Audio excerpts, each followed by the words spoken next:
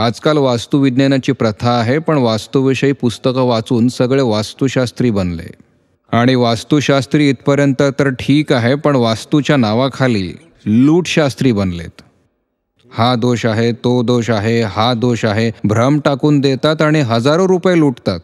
आता मी सांगतो वास्तुदोषाला दूर करण्याचं बिनखर्ची काम.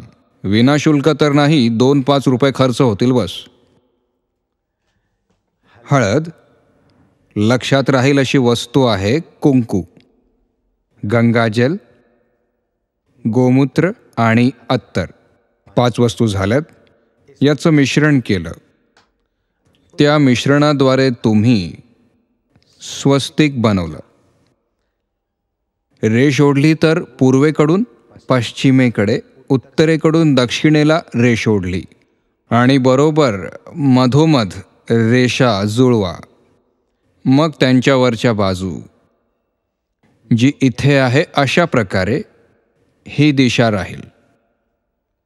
काही लोक विपरीत, तर मग विपरीत परिणाम. याच्यात स्वस्तिकात दैवी विधानाद्वारे आणि या 5 वस्तूंद्वारे ऋणात्मक वातावरणही धनात्मक बनवण्याची ऊर्जा, पॉझिटिव्ह ऊर्जा बनवण्याची शक्ती येईल. तुमच्या घरातील भिंतीवर काढा वास्तुदोषाची ऐसी की तैसी. जयरामजी की. फसण्याची गरज नाही. एखाद्या मार्बलच्या दगडावर काढून आणि मग याच मिश्रणाने लावून घरातल्या कोपऱ्यात गाडून टाका जिथे वास्तूचा प्रॉब्लेम सांगतात. प्रॉब्लेम समाप्त.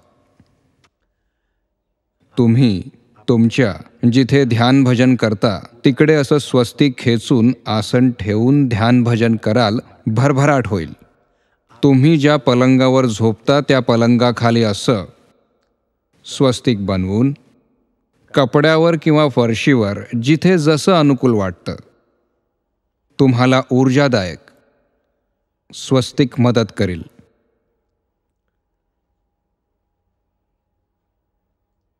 हिटलरचा कोणी तांत्रिक गुरु होता.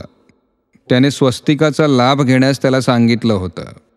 तर त्याला स्वस्तिकाने लाभ झाला आणि त्या निगुऱ्या गुरुने हे नाही सांगितलं की स्वस्तिकाचं चिन्ह झेंड्यावर लावल्याने तो झेंडा फडकत राहिला तर त्याची ऊर्जा कशी तुला स्थिर मिळेल. जयरामजी की. तर हिटलरने या स्वस्तिकाचा लाभ घेतला, पण झेंड्यावर लावून फायदा घेतल्याने त्याचा फायदा हेलकावे खात खात शेवटी हारला. एखाद्या झेंड्यावर स्वस्तिक लावून त्यापासून ऊर्जेची अपेक्षा करणं मूर्खपणा आहे. झेंडा तर हालत राहिला.